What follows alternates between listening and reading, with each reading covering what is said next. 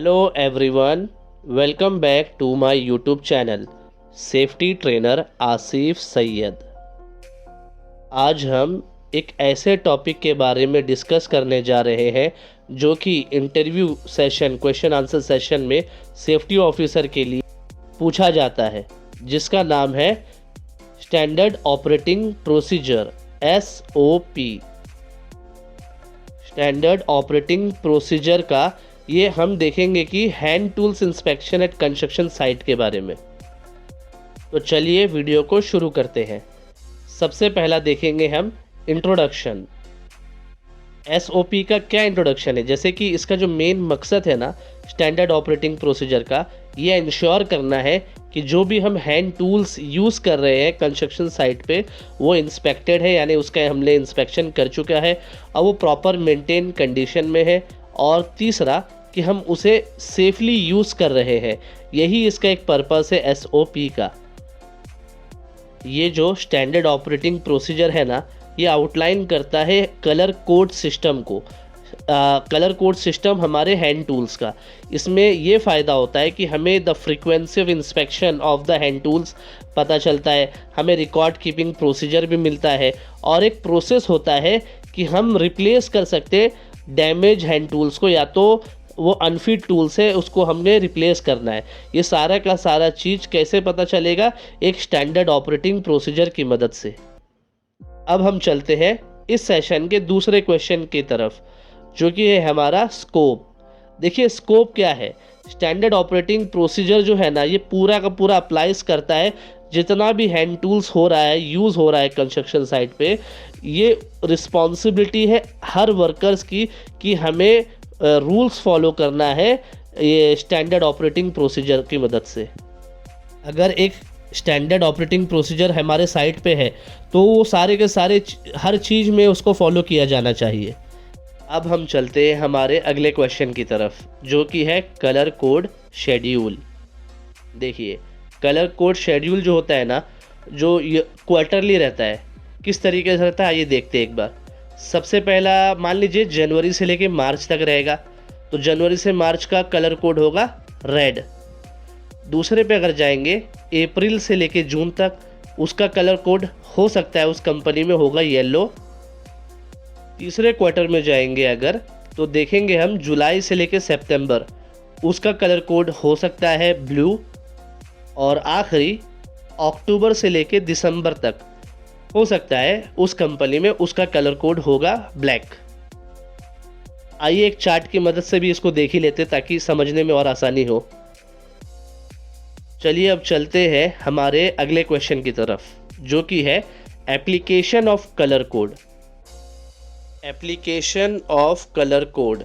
देखिए जो application of colour code यानी जो क्वेश्चन नंबर 3 में आपने देखा, कलर कोड को हम किस तरीके से शेड्यूल करते हैं, जैसे जनवरी टू मार्च, अप्रैल टू जून, जुलाई टू सितंबर और अक्टूबर से दिसंबर, जो कि अलग अलग कलर था, रेड था, येलो था, ब्लू था और ब्लैक था। ठीक है, अब ये जो इसका हमें एप्लीकेशन किस तरीके से करना है उसको देखेंगे। देखिए सबसे पहला जो भी हैंड टूल्स है ना, वो टेप होना चाहिए, यानी टैग होना चाहिए, जो कि relevant quarter colour code after careful examination. हमने उसको अच्छे से इंस्पेक्ट कर लिया, हमने हैंड टूल्स को, वो सही कंडीशन में है, हमने अच्छे से कर लिया। अब मैं उसके ऊपर इंसुलेशन टेप मारूंगा, जो कि अलग अलग कलर का होता है, उसी को हम कलर कोड बोलते हैं।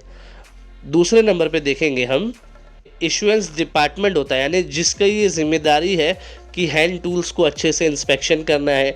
हाँ, इंस्पेक्शन अगर हो चुका है, अब मैं उसके ऊपर एक कलर मार दूंगा। मान लो रेड कलर मैंने मार दिया, वो 3 महीना तक चलेगा। तो अब मैंने चेक कर लिया बराबर से, ये जो हमारा हैंड टूल्स है प्रॉपर कंडीशन में, वेल मेंटेन है और इजी टू यूज़ है, सेफ टू यूज़ है। अब मैं क्या करूँगा, उसको हैंड ओवर करूँगा जो कलर को कोड हो चुका है सुपरवाइज़र को, क्योंकि सुपरवाइज़र फिर अपने सारे वर्कर्स को देगा उसे यूज़ करने के लिए। सी वाला पॉइंट अगर हम देखेंगे, इसमें ये लिखा है कि कोई भी हैंड टूल्स हम इश्यू नहीं कर सकते, यानी किसी को भी हैंड ओवर नहीं कर सकते, यानी सुपरवाइज़र को, अगर उसमें टैग यानी कि टेप, जो इंसुलेशन टेप है कलर कोडेड का, वो नहीं हुआ होगा तो। इसीलिए चौथे पॉइंट में ये बताया गया है कि ये एक रिस्पॉन्सिबिलिटी है सारे स्टेक होल्डर्स का कि ये इंश्योर करे कि जो इंस्पेक्शन करना है उसके बाद ही हैंड ओवर करना है कि जो इंस्पेक्टेड हैंड टूल्स है उसको कंसर्न डिपार्टमेंट को। और लास्ट में हम ये भी देखेंगे कि ये कलर जो होता है ना, हम उसको यानी कस्टमाइज कर सकते हैं, जैसे सर्टेन टेक्सचर से टैग हो गया या टेप हो गया। अब हम चलते हैं हमारे अगले क्वेश्चन यानी 5th क्वेश्चन की तरफ, जो कि है इंस्पेक्शन। वैसे तो हैंड टूल्स को फ्रीक्वेंटली चेक करते रहना चाहिए, लेकिन एक जो प्रॉपर प्रोसीजर है, मंथली बेसिस में इसको करना चाहिए ताकि उसका एक रिकॉर्ड मेंटेन करें हम। और साथ ही साथ हमें अनशेड्यूल इंस्पेक्शन भी कभी भी रैंडमली कर सकते हैं हम साइट पे। और ये जो इंस्पेक्शन हो रहा है ना, ये होना चाहिए कॉम्पिटेंट पर्सन के द्वारा जो कि ट्रेन हो इस तरीके का यानी सिस्टम से। अब हम चलते हैं हमारे 6ठे क्वेश्चन की तरफ, जो कि है नॉन कॉम्प्लाइंस।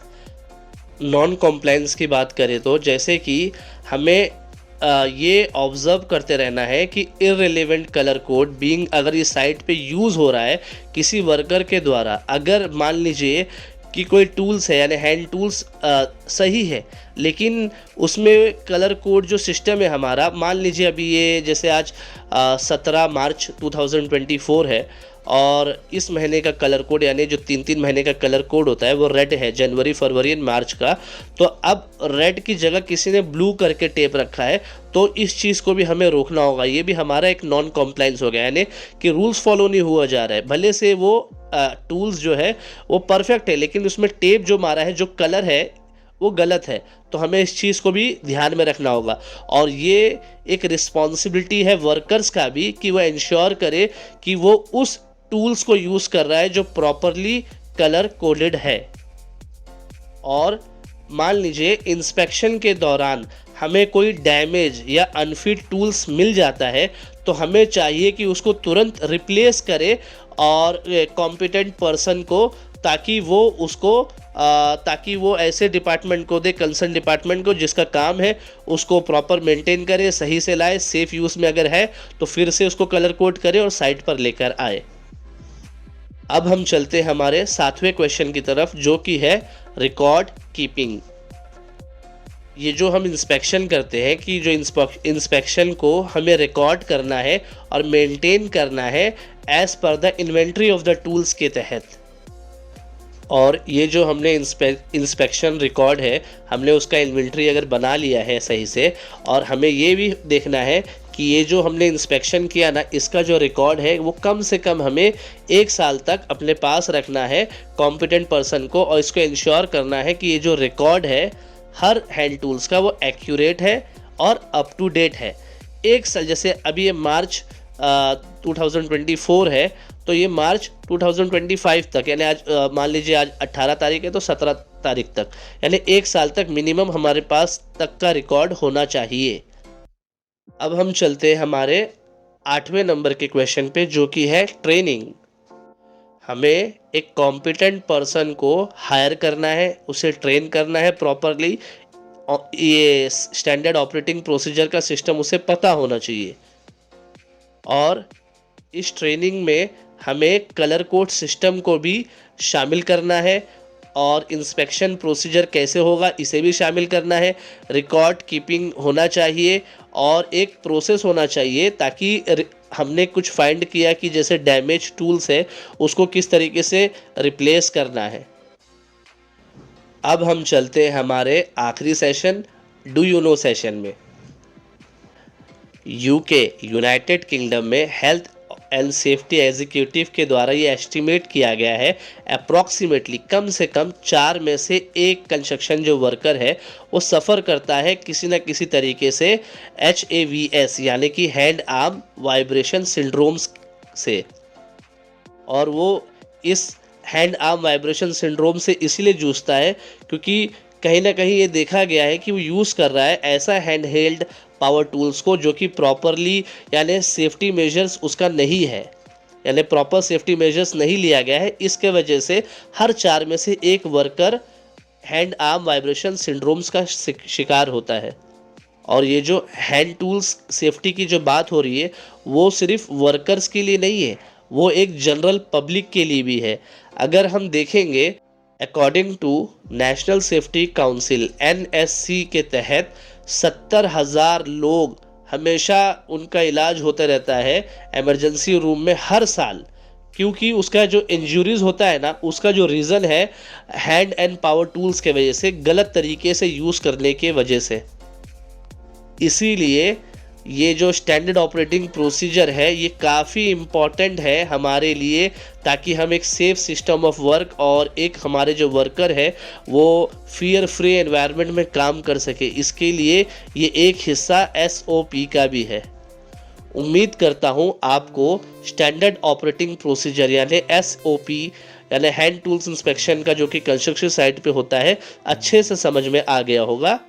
बहुत बहुत शुक्रिया आपका, आपने इस वीडियो को देखा। अगर आपने इस वीडियो को एंजॉय किया और आपको ये वीडियो इन्फॉर्मेटिव लगा हो तो मैं आपसे रिक्वेस्ट करूंगा कि मेरे इस यूट्यूब चैनल को सब्सक्राइब करना बिल्कुल भी ना भूलें और लाइक करिए और आप कमेंट ज़रूर करिए। आपके कमेंट मैं पढ़ता हूँ, किसी किसी का मैं रिप्लाई भी देता हूँ। मुझे बहुत खुशी होता है आपका कमेंट्स पढ़ने के लिए। अगर आपको ऐसे और भी वैल्यूएबल कंटेंट चाहिए तो मेरे से जुड़े रहिए। मिलते हैं किसी और वीडियो में किसी और न्यू टॉपिक के साथ। तब तक के लिए गुड बाय, टेक केयर।